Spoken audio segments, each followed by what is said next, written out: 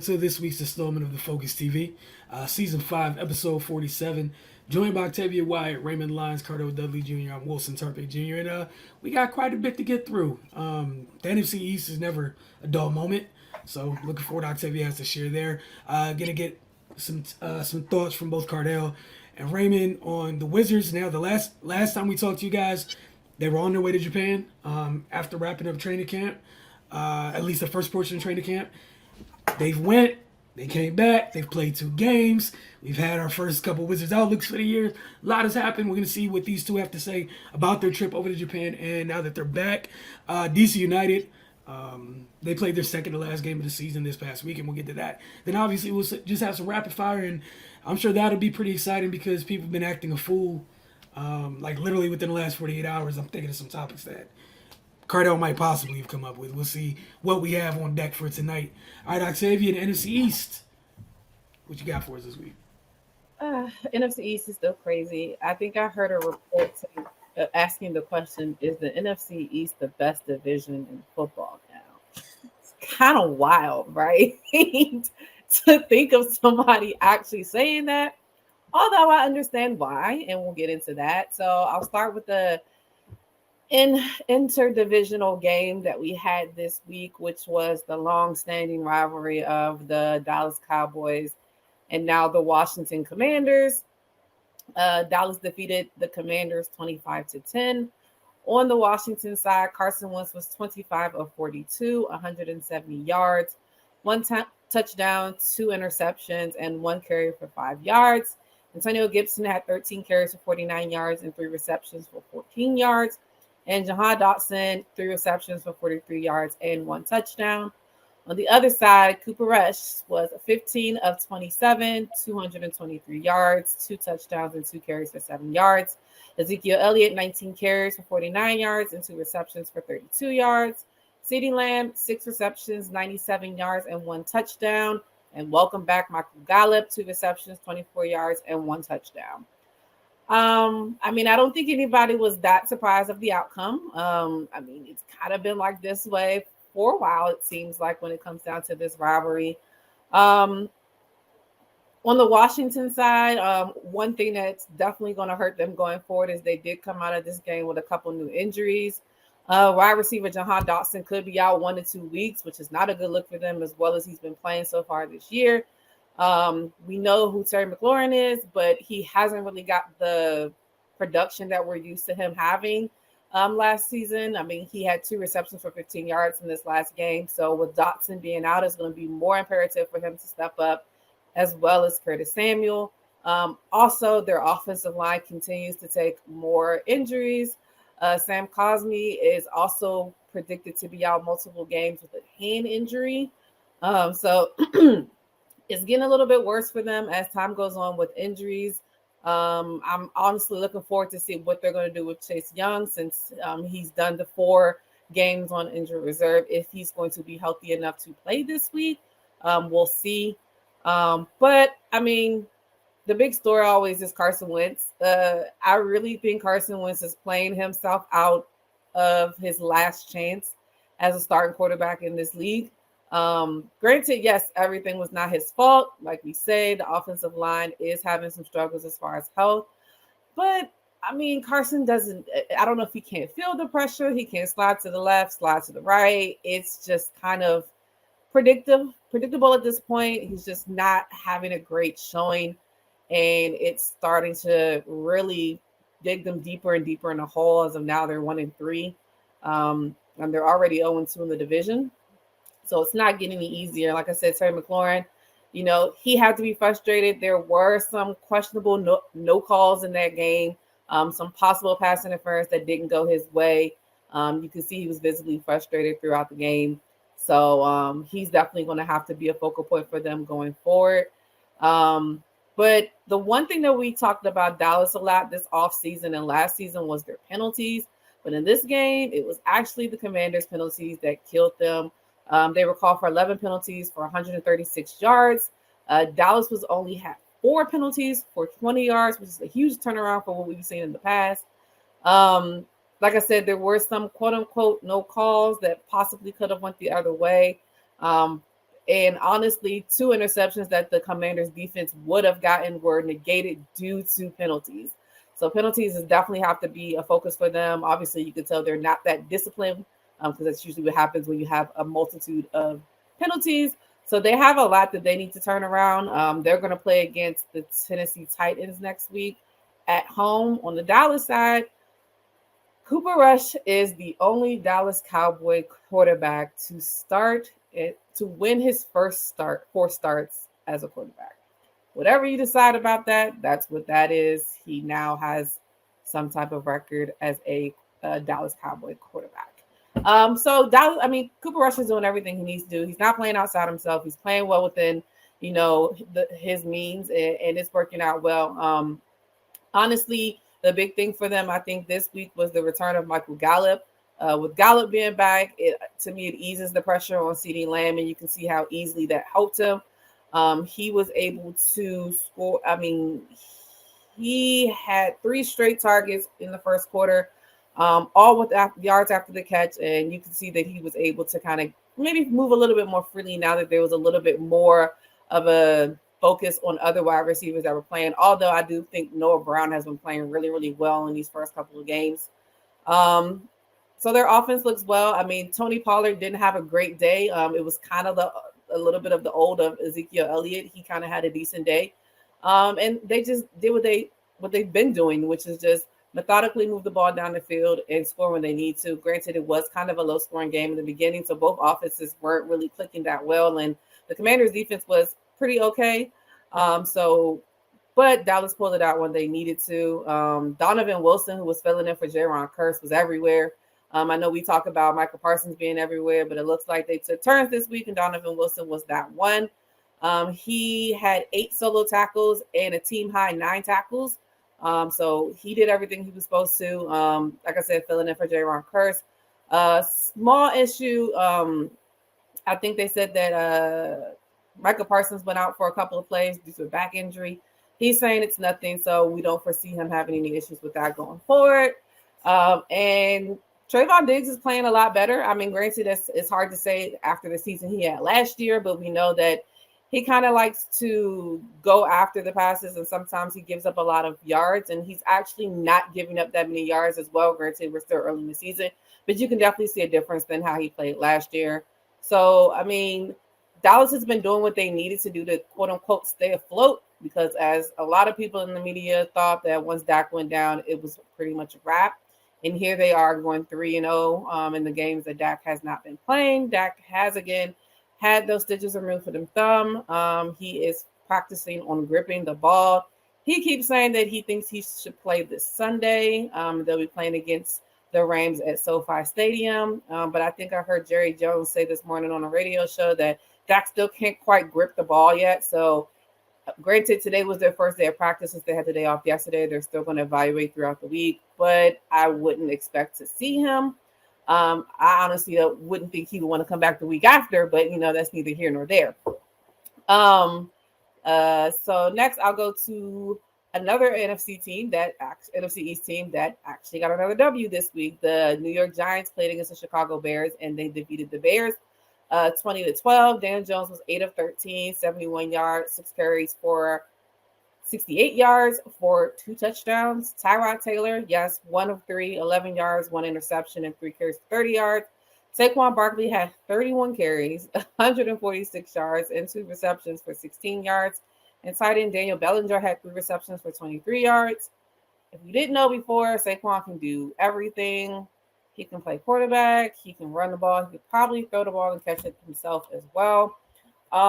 Against the Bears, he rushed for 146 yards on 31 attempts. He caught 2 passes for 16 yards. He also assumed the role of Wildcat when Daniel Jones, who did have 2 first half rushing touchdowns, he tweaked his ankle. He went out. Tyrod Taylor came in. He wasn't in that long when he got a concussion, and they had to just roll with what they had. Daniel Jones was able to come back in the game later on, and he is as now listed day-to-day, and they think he may be able to play this upcoming week with the ankle injury. And of course, with everything going on with concussions, I don't expect to see Tyrod Taylor next week as well. So they're just going to have to kind of buckle down and see what they are able to do. Again, I'm still kind of concerned that That $75 million player, Kenny Galladay, only had one target and no receptions. At this point, I think they might as well just cut their losses and move on. But I mean, they paid him $75 million, so maybe they don't want to. The Giants defense had just 3 sacks entering this game. And on Sunday, they sacked Justin Fields 5 times. So the defense did start to get going a little bit. Kayvon Thibodeau still hasn't really shown us what we are expecting from him. Granted, rookie missed the first couple of games, so he's probably still getting his legs underneath him. So I expect more from him going forward. But I mean, at the end of the day, the Giants are 3-1. They're second in the division.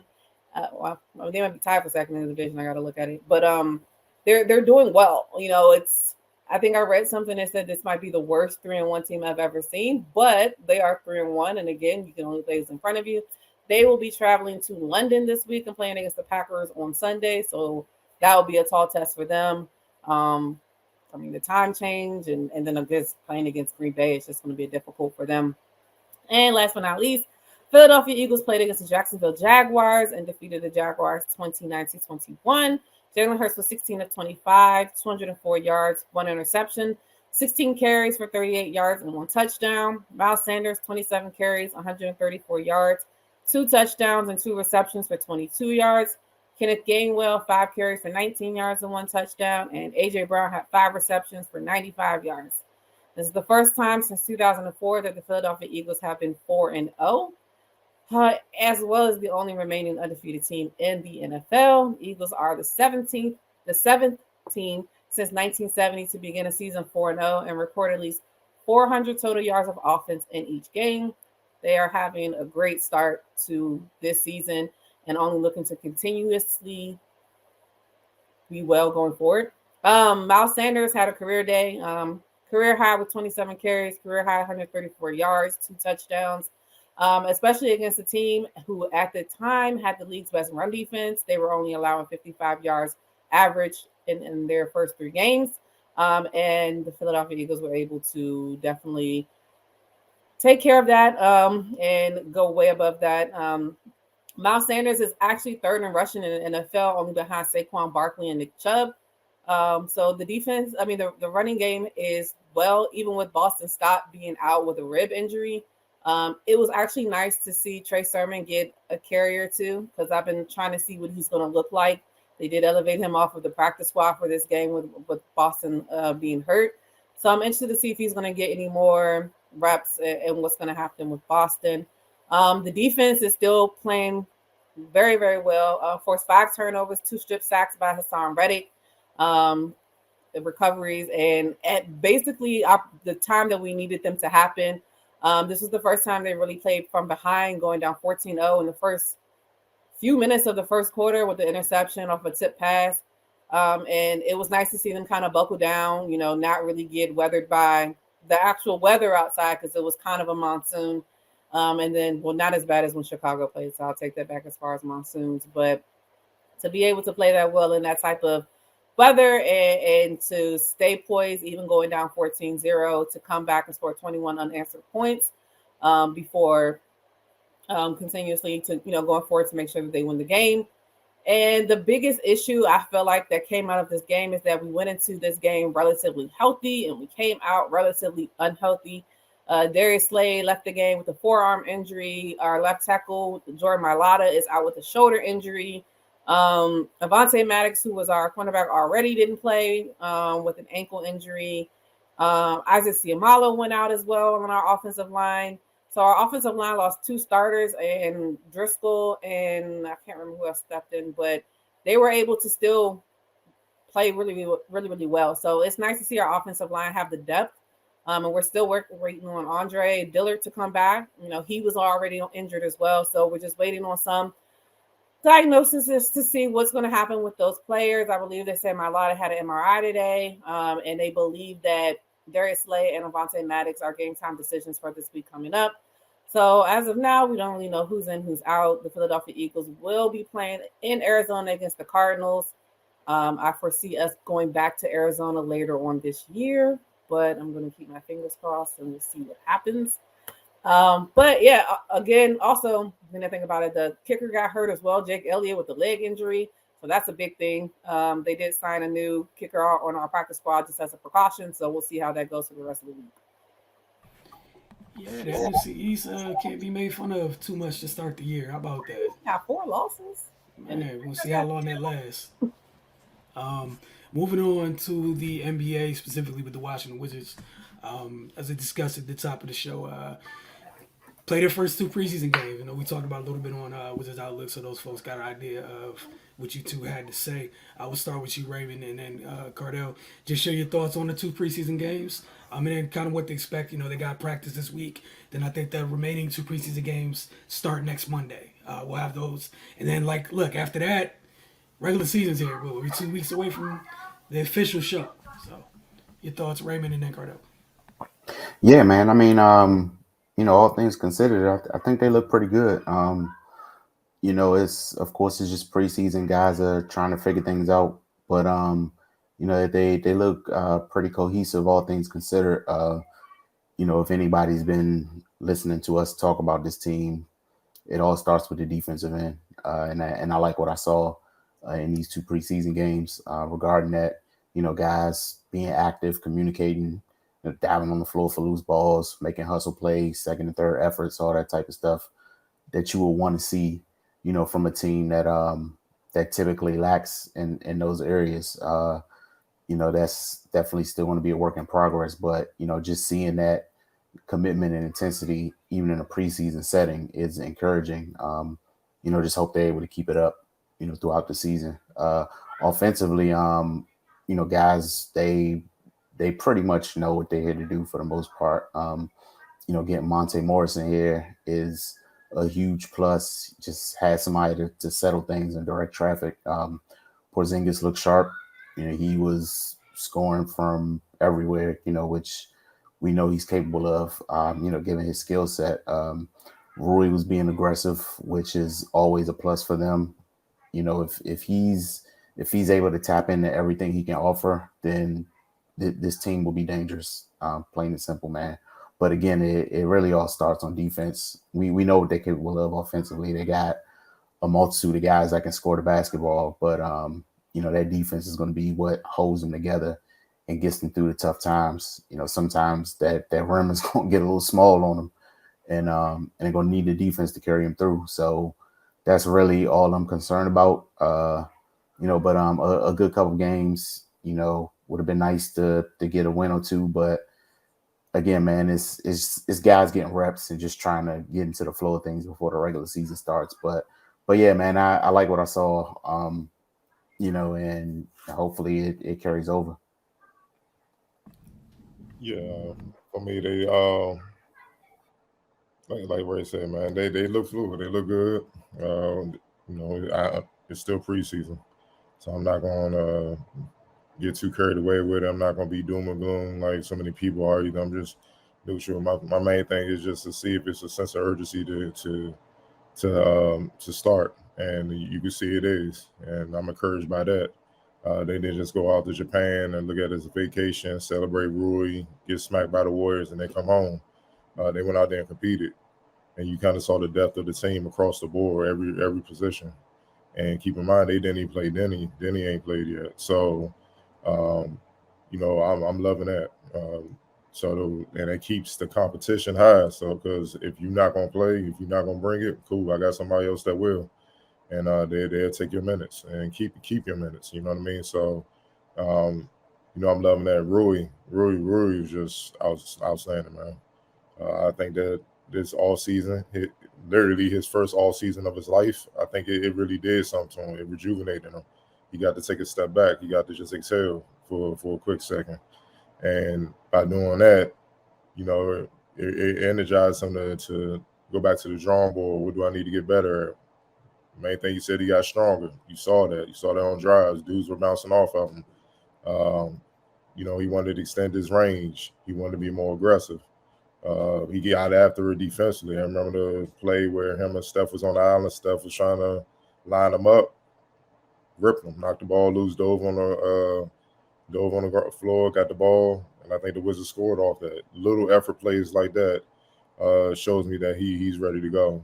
Brad Beal, Porzingis, they still haven't played a regular season game together. So to see them kind of started a nice little two-man game in the first game was encouraging as well, that they already have those instincts to feed off one another, know exactly how to move. Porzingis need to pop out, if he need to drop to the basket, or Bill got the jumper, if he gonna throw the lob. Those are two dudes that when they get going, they demand double teams, and that's only going to open things up for the Wizards, and both of them in the two-man game, especially for each other. So, I'm loving that, man. It's just still a wait and see thing. They hung with the vets, so to speak. They hung with the champs. Obviously, the Warriors youngins are light years ahead of the Wizards youngins. That's where the game got away. Clearly, the Warriors, I'm on record saying they're the best at evaluating talent and developing talent in the league right now. It's not even close. So, they're gonna be around for years to come, especially with Wiseman, man. Like they not even supposed to have Wiseman, man. So if he stay healthy, and he's coming off the bench. So it's gonna be problems for backup centers or whatnot. Like then Gav had his hands full with Youngin. You see what I'm saying? So it's gonna be problems, man. But yeah, look, man. Once they add Denny to the mix, and they can play some consistent minutes with everybody, because then even the first game, Will Barton didn't play. Then the second game, Bill didn't play. Then you didn't see Denny in any of them. I'm just waiting to see the full roster together and competing and battling against live competition throughout the preseason. Once I see that, I know exactly kind of where they headed. But right now, after the first two games, they definitely headed in the right direction. And that's all you can really ask for as we head to the start of the regular season. I will keep you guys updated, with sound from practice and whatnot. If you follow us Focus on social media, it's a good time to do so. If you don't, they practice throughout this week. Again, I think they're in Charlotte on Monday for a preseason game. So Wizards Outlook following that preseason game. And then, after that, it's back to Capital One, to the very, very cold and chilly Capital One at all times, no matter what's going on. And so we're going to take our first break. When we get back, I got an update for you guys on DC United. Then, we got rapid fire a little bit later. You watching the Focus TV. As always, appreciate you guys tuning in. We'll see you in just a bit.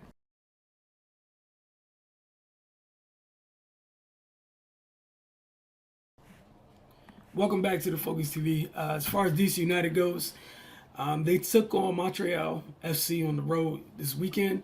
Miguel Berry got a point-blank shot in the 34th minute. Ball got played into the box. A defender tried to clear it. It was a very bad clearance. It fell to the near post. Berry I'm sure he would love to have it back. That said, the keeper made a decent save, but huge opportunity. And just remember that as I get through the rest of this. A minute later, off a corner kick, Christian Benteke got a chance at the near post.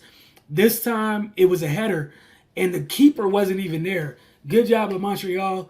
One thing you do, obviously, in tight situations like that with corner kicks, just in case the keeper can't get there, you got his teammate did a great job standing on the line and clearing it. Otherwise, Benteke would have had another goal, and it would have been DC United's. It would have been an opportunity for DC United to go up 1-0 in this game. That said, they avoided that situation. A disaster struck in the 41st minute for DC United. Beauregard tried to play the ball into the box for Montreal.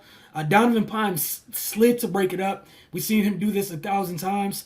Very, very big, long kid. Got his foot on it, but the ball took one of the most unfortunate bounces. And instead of going out of bounds, it bounced past the keeper and into the net for an own goal. DC United goes down a goal at that point. And it would turn out being the difference in this game, unfortunately, for them.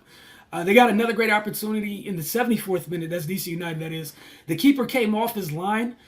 Is a beautiful through ball was played to Benteke. They really timed it up well. Christian tried to just tap into the right of the keeper. And again, credit to the keeper. He got a foot on it to avoid it from happening. And it's something you've seen a forward like Benteke do for most of his career. Just a clever touch past the keeper, and it's a goal. Again, missed opportunity. You've heard me say this entire year. Missed opportunity after missed opportunity. Montreal played the ball over the top in the 76th minute. It was a very good ball to Kone. Donovan Pines, it just wasn't he had two really bad sequences, and both of them were almost costly. This time, Kone beats him. Great ball over the top. You know, defenders do this all the time. He pushes the forward, hoping that maybe they won't call a penalty kick. It didn't seem like a lot of contact, but when you're 6'5" and the person you push is like 5'10", it's soccer. It doesn't take too much, you know, to embellish the fall, I should say. That said, you know, VAR, good old VAR, the play was reviewed. Penalty kick was issued, and Pines was ejected from the game, which meant DC United had to play 10 men down for the last 15 minutes or so of that game. But David Ochoa stepped up and blocked the PK. He read the penalty kicker, the penalty kick taker the entire way. And it was actually interesting how he did it. Some keepers like to bounce around in the net, try to distract them. David Ochoa stood still until the very last moment and then just took the man's soul. I know it had to hurt because the keeper never moved.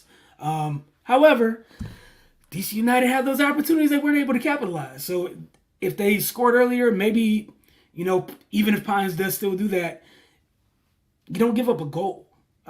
However, it is what it is, man. To wrap up a very rough 2022 campaign by hosting FC Cincinnati at home on Sunday. And then, you know, it should be a very interesting offseason because, again, they went through 3 coaches this year. You went through three different kind of ideas of what you want to put on the field. They need this offseason very bad to try to get in one direction, figure out where they're going.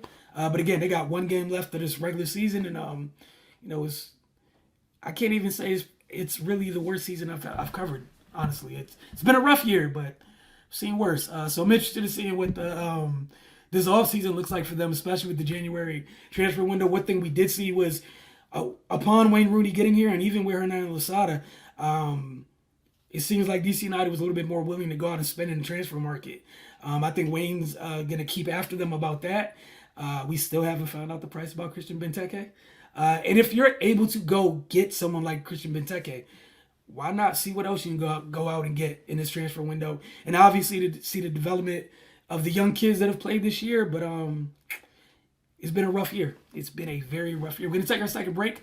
When we get back, let's see what Cardell has for us on Rapid Fire. You're watching the Focus TV.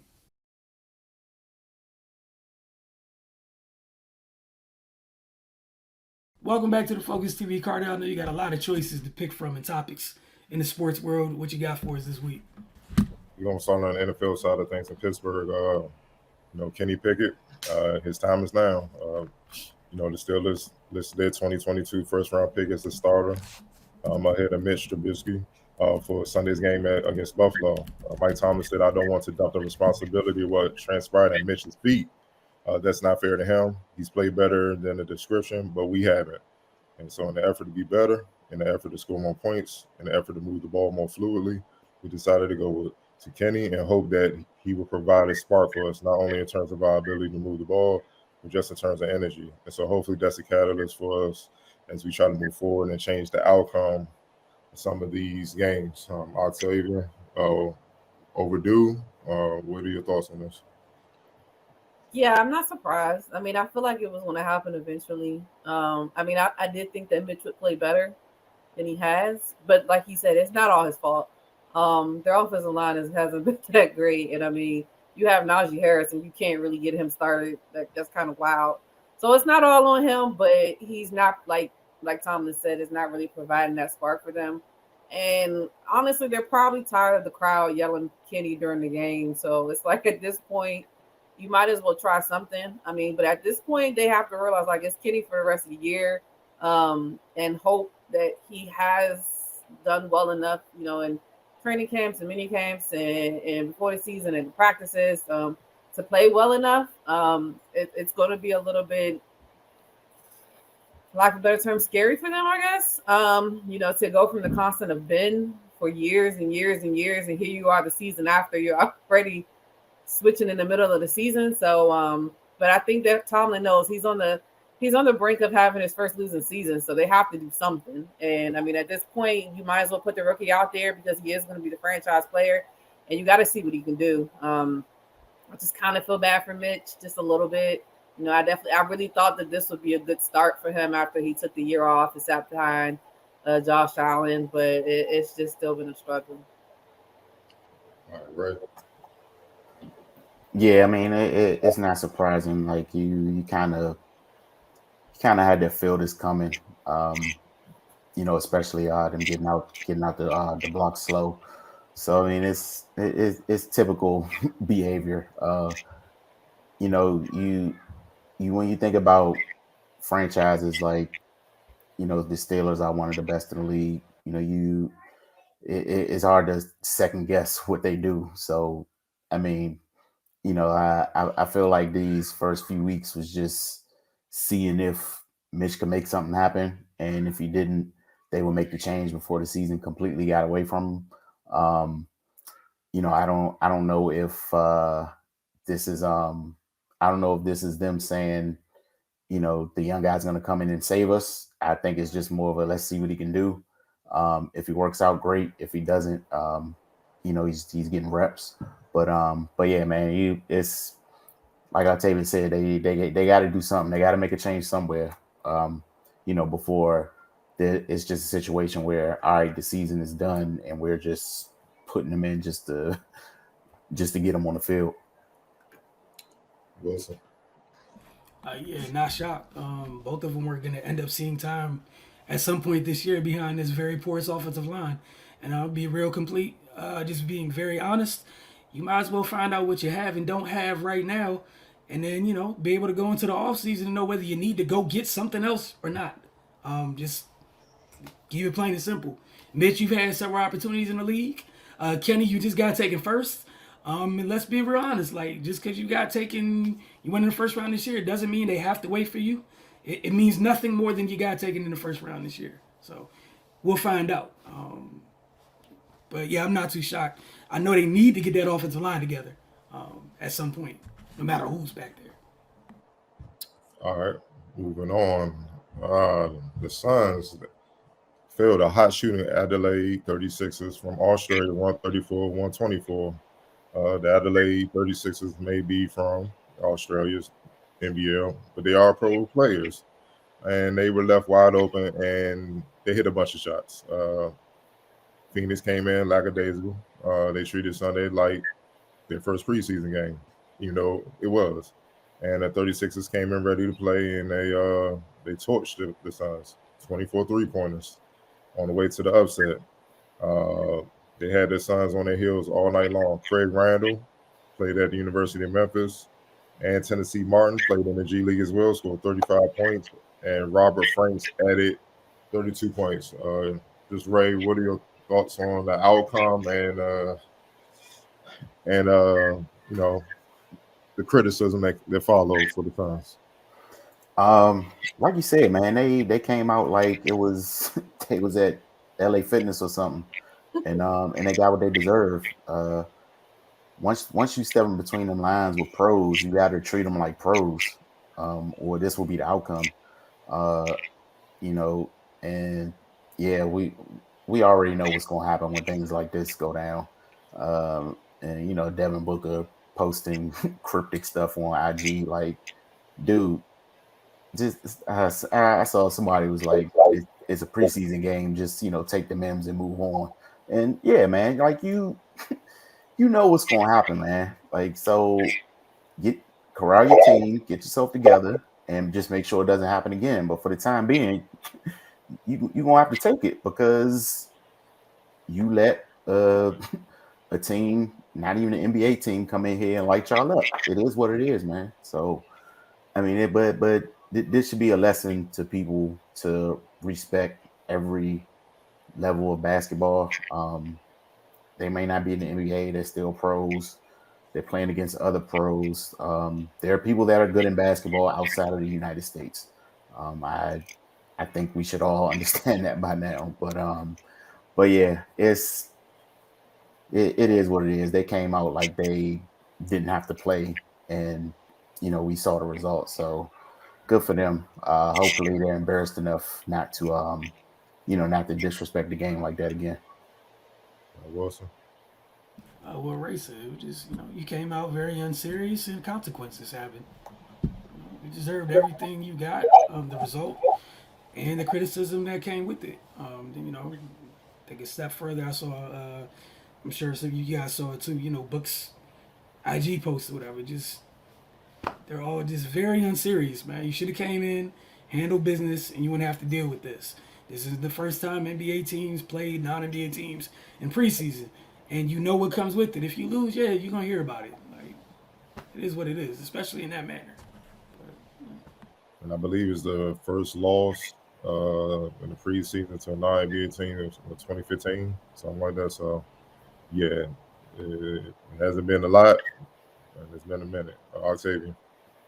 Yeah, I agree with that, with everything you guys said. Excuse me, but I mean, just like they say in football, any given Sunday, I mean, anytime you step on the court, you can. It don't matter. Like some people, they have to realize that these people are going to try their hardest against them because this is the spotlight that most of them. I'm not saying all of them because some people probably like where they are, but you're up against top competition, so you're always going to get somebody's best shot when it comes down to situations like that. So they went out there lackadaisical, and them other people went out there to prove a point that I'm just as good as you.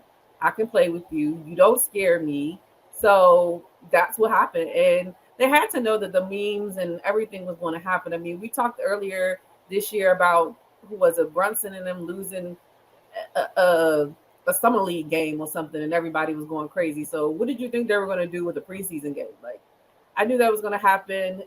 Devin Booker is very sensitive with the post. Like, it's okay, sir. Like, calm down. It's a game. Um, just go back out there and get them next time. Yeah, he was making us light skinned brothers look very I suspect. don't want to say it, you know. Shout out to Giannis for holding us, Steph Curry for holding us down, dog. Because this brother, man, come on, dog. I didn't want to say it, but I was like, I knew where you was going. Now I'm telling you, come on, dog. And especially you got cooked by other light skinned dudes. So what the hell you mad at? Strap up, dog. like in crime. It's ridiculous, man. But like I said, it's just it's nice players all around the world. And if you are fortunate enough to get to a high enough level where you get to compete against so much different competition around, like personally I have and stuff like that, you understand like, yo, this shit real out here. Like, you gotta stay in the gym. You gotta stay mentally locked in because you just don't know. You walk in the gym, you think it's sweet, and next thing you know, you get torched. Especially this day and age, there's cameras everywhere, so it will be viral and people will see it. So I don't even understand how you can have step, but it also points to a more serious issue with all the drama they had going on. Crowder wanting to be traded, the Ayton Monty Williams dynamic, their relationship right now, that's cold. The Sarver stuff. You ain't really heard a word from Chris Paul, like people saying, it's wild how things have changed in a couple years in sports. You feel what I'm saying? And like a couple years ago, all that Chris Paul is the greatest point guard of this generation, and they ain't feeling like it right now. And they call him a great leader and stuff. We want to see if he can lead this team back to focus, man, because it's not good. You could tell that loss was just more of them not being ready to play. It's some harmony, some other stuff going on, and they need to get that in check fast because the season is here. It's youngins that are knocking on the door that's ready to make their mark, and as soon as you know it, it'll be January, All-Star break close. Y'all struggling to be 500 or something. They just like the hell with it. It's time. Let's just blow it up. So, it is what it is, man. But we're going to move on. Stay in the NBA. Something that interests me, so to speak. I want to get your thoughts on LeBron James said he and Kareem Abdul-Jabbar had no relationship. LeBron and Lakers legend Kareem Abdul-Jabbar are obviously linked throughout the 22-23 season. As James is, and he's going to break his NBA career scoring mark. Yeah, if he average about 27 or something like that, I think I read he'll break it by the 50th game. So if you stay healthy, obviously. But while speaking to reporters following the team's Monday preseason game against the Kings, James made it fairly clear that there isn't a lot of love between the past and current Los Angeles great. After the outing, James was asked whether he has thoughts about the record chase and about his relationship with Abdul-Jabbar. He said, "Nah, no thoughts and no relationship." He said, it's a pretty cold statement considering that both of them are icons for the Lakers. James will be connected to him for months moving forward. James ended the year 1,325 points behind Abdul-Jabbar's all-time mark of 38,387 points. Like I said, his career average of 27.1 points per game. James would need just 49 games to hit the milestone. Wilson, what are your thoughts on this dynamic? I think it's interesting. I don't think I I don't know if like does he feel like Kareem's done some great harm to him or something, or in the past maybe I missed it. I just feel like even if you don't have a great personal relationship with somebody, like dude, you've been around long enough where there was a better way to answer that. Just for me personally, like y'all don't have to like each other. Y'all cannot stand each other. You are not 21, 22, 25. You've been here for a long time. You've run a narrative machine. You know, you chose that answer because you know what it was gonna do. This could have been a whole non-story, and that's that. But that's my only thing with it. And again, maybe when you guys enlighten me with more, if there's really an issue between the two of them, I just know personally, I'm not sure. But again, you we're at the back end of your career. There was 7 other ways you could have answered that. Even if y'all don't mess with each other, then that like I just didn't like that answer, and he should know better for me. I mean, it's been a couple things, the China stuff when LeBron spoke out. I think Kareem wrote that, you got to educate yourself before you jump out there, and then have to retract your statements because of who you are and you being in the public eye. And then, just also, Kareem's outspoken. He won't speak his mind. Him, when they say certain guys all the time, he's quick to be like, chill out, do your research, what I've done, Will, and other guys have done. And he has a right to say that because he's definitely a guy that, like when he say, hold on, you got to respect it because of the work he's put in. You know what I'm saying? So he ain't just some middle of the pack player that just up there trying, like Andre Drummond, we talked about a while back. I should be up there as one of the greatest rebounders. Like, hold on, dog, you're not even the greatest rebounder now. Like, what are you talking about? So it's just that, just little stuff like that. Martavia, what are your thoughts? Yeah, I mean, I don't have too many thoughts on it because I feel like it just depends on what aspect you're looking at it from. Like from a basketball aspect, like number one, I do think he could have answered the question a little bit more tactfully. Like you said, he is in media. He has his own media company and things of that sort. There could have been a tasteful and tactful answer to that to not make it a story. But I think on the other side, as far as male ego and being upset with somebody, he just said how he felt in the moment and he didn't really care. It was just like, yeah, whatever. Because I mean, there has been, like Cardo said, new situations where they haven't seen eye to eye. I think there was something about like Kareem saying that like LeBron should be embarrassed about something that he did and stuff like that. And so I always feel like there's some type of like weird disconnect between some of the older legends and then some of today's great players. We talk about, oh, this person couldn't play in this era and this person couldn't do that. So I think there's a little bit of strife when it comes there, but I do think that there could have been a more tactful answer. But like you said, if y'all cannot like each other, that's fine. But I think that LeBron being the smart person that he is, and knowing that this is going to be something that's going to be talked about pretty much all season because of the record that he is close to breaking, that he could have at least like downplayed it a little bit so it's not a huge media storm, which I think this will like add more fuel to the fire, and people are going to consistently, I feel like, ask him about this the closer and closer he gets to it, and it's just going to make it worse. So I get both sides of it. Like I feel like in his own way, he's just like, I'm tired of it. Like, I don't like the way he treats me. That's fine. But as a media person, somebody in the league, like, I think he could have answered it a little bit more tactfully.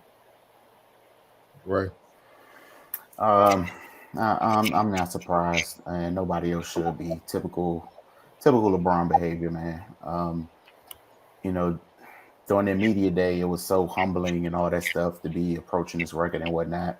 And then, he was so just dismissive when he made that comment. I mean, it is what it is. And like you guys have pointed out, he knew exactly what that response would do. So I'm not devoting too much energy to it. I mean, it's definitely not surprising because of the way the conversation has shifted and has started to materialize towards the previous generations. And to be perfectly honest, it all that nonsense started with him. Not him directly, but just surrounding conversations surrounding his career, his place in history, and all those type of things. So, I wouldn't expect him to to to embrace Kareem or what have you. And like Octavian Wilson said, they don't have to like each other. They don't have to be friends, but you can be tactful in an interview setting. Like it's not that difficult. Like I said, you had no problem with it during media day, but I don't know, he had his panties in a bunch yesterday or what have you, and that was the result. So yeah, hopefully he can go ahead and stay healthy enough this season to break this record, so this can be behind us. But yeah, that response didn't shock me. Yeah, I was just trying to see. It's just been to me minor stuff. Kareem just being critical of stuff that he said and did that are honestly we said that he could do better considering the platform you have and the spots you hold because of what you've done on and off the court, man. But the thing that kills me about today's players, when you say something wrong, they just hold on to that and run with it. But Kareem also said recently he wants LeBron to break his record. He's not tripping. You know what I'm saying? You earn it, take it. You know what I'm saying? But that's not nearly as they don't hold on to that part, the positive stuff, as much as the negative. Look, um, I agree with Octavia. A lot of it's just ego. You know what I'm saying? LeBron feel like he belongs at the table, and a lot of older dudes is just like, as caretaker, as the true gatekeepers of this game. It's just like, yes, you've done a lot of work, but it's also little things that you've done where it's kind of watered it down what you've done. You see what I'm saying? And they don't. All they ask for is fine. If you're going to be deemed better than me and break my records and stuff, then have deal with all the adversity I had to deal with and overcome it. Then it's respect. You see what I'm saying? And that's all anybody has. A lot of the path to today is made easier with the rule changes and all this stuff. They, joining teams with all the other great players willingly and stuff like that. And it's a lot of that. But it mostly come back to ego. And LeBron should be better than that. Even though Kareem calling him out, man, he ain't really hurt him. He's not really come down him like that. Not strong enough where it warrants that chilling response. That's disrespectful, especially in a time where these youngers really have no respect for the all-time greats. It's all about what they're seeing now. That's why I'm just disgusted by it. And at the end of the day, the young and the older, the OGs, if they come, that's great. But they're not supposed to come to the youngest. The youngest supposed to seek them out and get the knowledge. Like I have a special here at the crib with D Wade after his rookie year. He went to like an NBA banquet or something, and it was a Legends banquet. And he went out his way. He went to Bill Walton, Larry Bird, went up to him, shook his hand, introduced himself. Hi, my name's Dwayne Wade. And they got up, stood up, shook his hand. It was like, yo, we know who you are, like respect. We went to Jerry West. They had a full-fledged conversation, man. He's like, yeah, you definitely one of the 2-3 best rookies in the league today, man. And he said, fine job. And you can tell that touched him. And then he went over to Bill Russell. And same thing. How you doing, Mr. Russell? My name's Dwayne Wade. And then with messing D Wade up, Bill Russell knew who he was through because he was like, hey, Marquette. And he was like, hey, they didn't know how good you were, did they? And then they just started laughing. Like, they didn't know you was that good, did they? That's respect. You see what I'm saying? So what if D Wade can do it? Why can't you do it? And even Michael Jordan spoken out about this a couple years ago. He was like, "Look, I've given LeBron. LeBron been around Jordan because of the Charles Oakley connection since LeBron when we were in high school. So he was winning those exclusive runs, and Jordan was coming back for the Wizards and all that, playing and all that. So Jordan made it clear, like, gave my number. Anytime you need to reach me, I'm here. Kobe reached out. He said LeBron never reached out, but he said I get it. He's trying to make his own mark, do his own thing, and he don't want people saying what Jordan influenced that, like you saw with Kobe. Again, male ego thing. He got it. So Jordan's not tripping, but it's a whole lot of game you could have had you blocked that BS out. That may have helped you surpass Mike and a lot more. And the ultimate thing as far as winning. See what I'm saying? So that's on him. I don't see what he gonna gain out of this. It's just unnecessary. But hey, man, look, the way it's going with the Lakers, man, it could be more troubling times. So that's on him, man. 0 for 7 in the preseason, rough night. Maybe that's what it was. So we'll see what it is. But we're gonna fast forward. Got a few minutes left. The NBA GM survey was released. I'm just gonna go down the key categories. You tell me what you think about them. The GMs responded to 50 different questions. Of course, it's not 50 different questions I'm gonna ask. Questions about the best teams, players, coaches, and off-season moves. General managers were not permitted to vote for their own team or personnel. Percentages are based on a pool of respondents to that particular question rather than all 30 GMs. First up is which team will win the 2023 NBA Finals according to the GMs across the league. The Bucks got 43% of the vote. Golden State Warriors 25%. The Clippers 21%. The Boston Celtics 11%. What are your thoughts on that? Y'all, we'll start with you, Ray.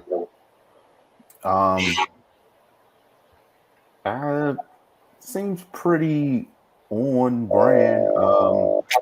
I don't know if that Warriors number might be a little low, but I kind of get it. The Bucks they had a rough go at it with injuries last year, so I guess they're getting the benefit of the doubt. The Warriors, they're continuing to be probably the most disrespected dynasty in the history of basketball because they got it done last year, and Clay's going to be back to normal. They're 12 deep. I don't see any regression with them. The Clippers, that 21% just tells me people not expecting them to be healthy. Because I feel like if they're healthy throughout the entire season, then they're going to be a problem. So yeah, man, I'm not shocked at how that turned out. Wilson. If you could run the numbers one more time. Milwaukee Bucks 43%, Warriors 25%, Clippers 21%, and the Celtics 11%. Yeah, I don't know what Golden State has to do for people to I don't know, wake up and respect them, man. It's getting kind of stupid. I'm not against anybody having the Bucks above them, but there shouldn't be that big of a gap. If you wanted to have the Bucks against them, above them, I would say, and even with the Clippers, like Ray said, it should probably just be health. And I guess that's really optimistic with the Celtics. I don't know what's gonna happen with them. Currently what's going on. Because again, dude's voice was pivotal last year, and them going from the difference between Brad Stevens' voice, which seemed like that ran his course, to Ime's voice, which turned around the season. That I think you brought up several times. We saw that all turn around in DC, of course, with 50 Burger, what have you. I don't get the Celtics one, and then with the Warriors, I don't know what they have to do for people to openly respect them. It's stupid. It's absurd. And the crazy thing is, what they did last year, as crazy as it was, they weren't deep last year. So much more deep this year. So again, I guess my issue is the gap between them and the Bucks. If you're gonna have the Bucks above them, I just don't get that one. I'll tell you.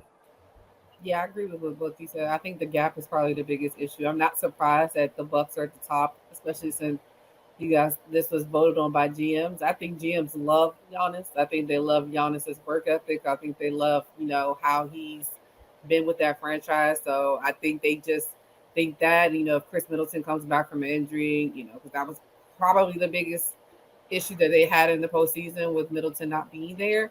So I think they're figuring if he's back, like, they should be quote unquote dominant. And then we kind of really don't 100% know what's going to happen in the East.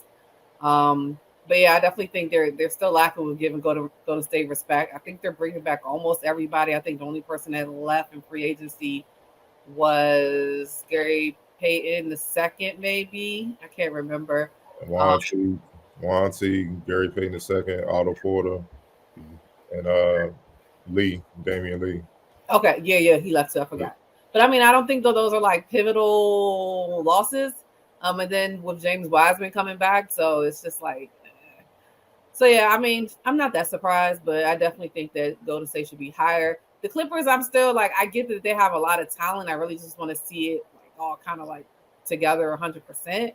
Granted, I think they just played and I missed the game, but it is what it is. But again, then Boston, I think they just probably put them on there for GP. I mean, they made the finals last year.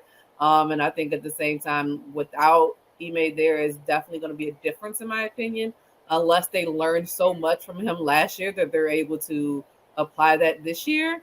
But I guess we'll have to wait and see. Yeah, my take on it is I'm good with the percentages. I'm not really tripping either way. I just think the Warriors second is because no one really repeats like that anymore. I mean, the last team to repeat were down with KD. You know what I'm saying? And that was a crazy dumb team. So before that, when was the last time? Miami, same thing, crazy dumb loaded team. So that's why they probably looking at it like it's hard for teams to repeat because of the turnover year to year with so many moving pieces. But they're in a great spot to do it. So we'll see how it goes. The next one up is who will win the 22-23 MVP. GM said Luka Doncic, 48%, Giannis 34%, Embiid 14%, Steph Curry 3%. Wilson, go ahead. Your thoughts? Ooh, the MVP.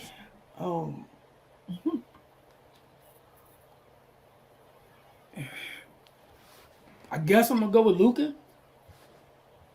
I think it could be. I'm gonna go with Luka before I talk myself and think myself out of three other, because I feel like I make case for everybody. So Luka's my answer. And I'm mute my mic. There you go. All right, Tavia. I mean, I think it would be Luka. I mean, just from like everybody else's perspective. Me personally, I wish Luka played a little bit more defense. That's hard for me. But I can see it. Although I think they're in the mode of this big man MVP. I know Joel Embiid really wants it bad, but I don't know how bad he really thinks he deserves it or is going to have a chance. So yeah, I mean, I can see it being Luka, and just depending on how Milwaukee does as a whole, I definitely always think Giannis has a chance. Right. Yeah, I can see Luka taking it. Just with his progression so far, he's on the cusp, man. He's right there. And especially if Dallas has a good season, then obviously it's going to be a lot of that's going to be on his shoulders. So yeah, and he looks committed. Looks like he's in great shape. So that's been one of the knocks on him is his conditioning, especially going into the season. So, I mean, yeah, that I could definitely see it going that way.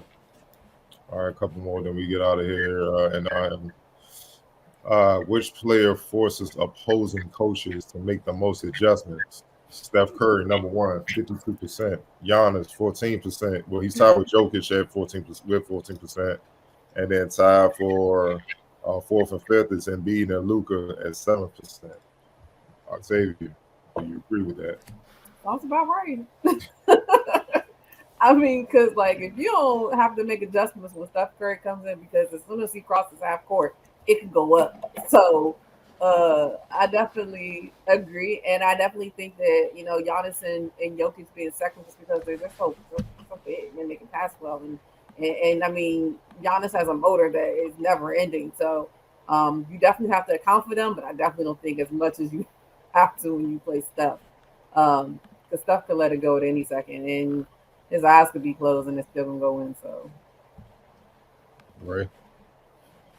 Yeah, I mean, I think this is this is an obvious one. You know, just his constant movement, his range, you know, all the different things he's able to do. Like I can't remember the last time I've seen so many different defenses thrown at one player. Like, you know, you'll see two guys double teaming him on the inbound in the backcourt. You know, and it just their system as a whole with him at the forefront just throws teams in disarray. So yeah, I could definitely see how he he keeps people up at night. Wilson. When they're right, they're right. that's all you had to say. Yeah. A lot of people say Steph is not a point guard. He's a shooting guard playing point guard because he's not the traditional set the table guys up. But I'm like, the way he makes players better is by him being a threat running around the court, and it scares the shit out of a player. He literally shifts the weight of the floor where your guys pretty much have a one-on-one situation, if that. You know, because of his threat and his ability to shoot, and it's not just that, not just ability to shoot. He can also break you down off the bounce and get to the basket. And then if he gets to the free throw line, he damn near 100%. So that's the threat. It's like, what are we gonna really do? So that's his way of making him better. It works. He got 4 rings. He's a point guard. Let it go. And the last question.